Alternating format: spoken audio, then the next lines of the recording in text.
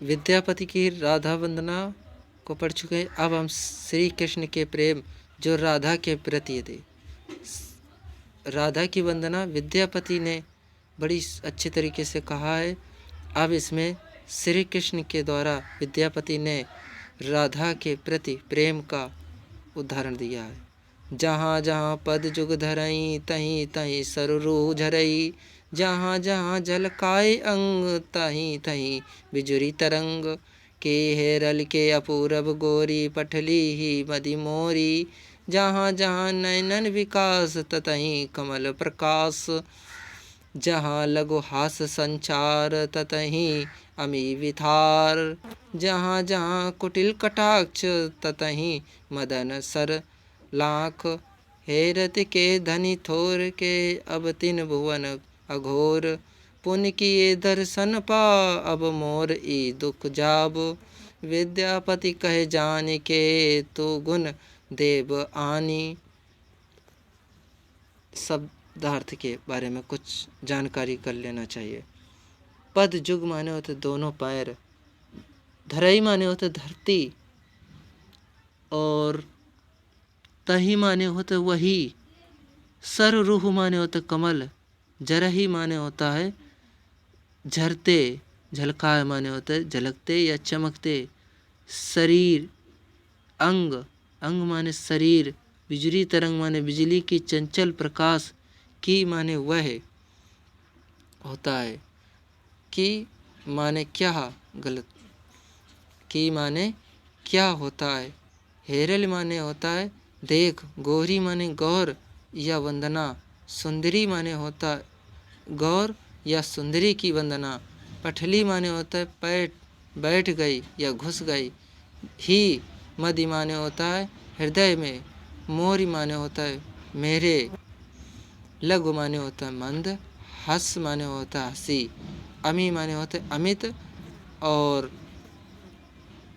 कुटिल माने होते टेढ़े, और कटाक्ष माने होते हैं कटाक्ष या तिरछे, ततही माने होते वही, मदन माने होता है कामदेव, सर माने होते बाण, हेरति मतलब कि देखते ही, से माने वह, धनी माने बाला या सुंदरी, अघोर माने होता है प्रतीक्षा करना, तू माने होता तुम्हारे, देहब आनी माने होता है ला दूंगा।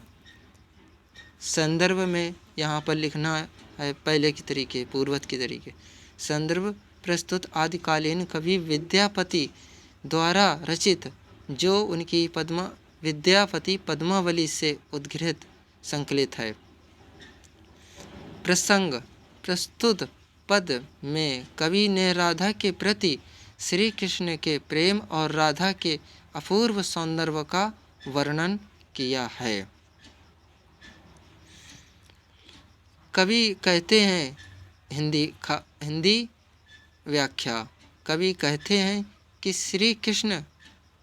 कवि कहता है कि श्री कृष्ण कहते हैं कि वह सुंदरी जहाँ जहाँ युगल कमल या जहाँ जहाँ अपने चरण युगल रखती है, वहाँ वहाँ कमल सदृश चरण अपनी छाया छोड़ देते हैं, यानी कि कमल अपने सदृश कमल छाया छोड़ देते हैं, इसीलिए वहाँ वहाँ कमल झरते प्रतीत होते हैं।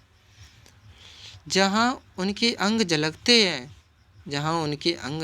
हैं वहीं बिजली का चंचल प्रकाश दिखाई पड़ता है।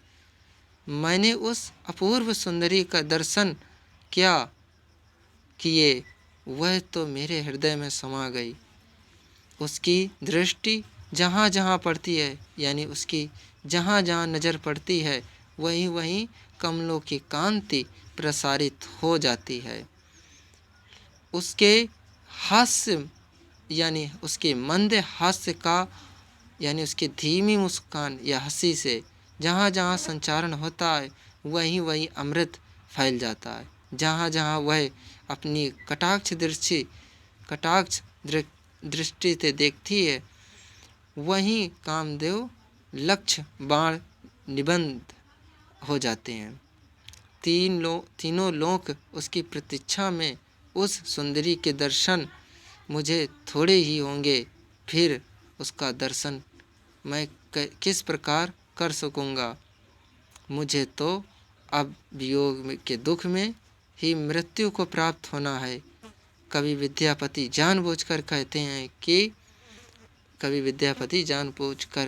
हैं कि चंचल होने की कोई आवश्यकता नहीं।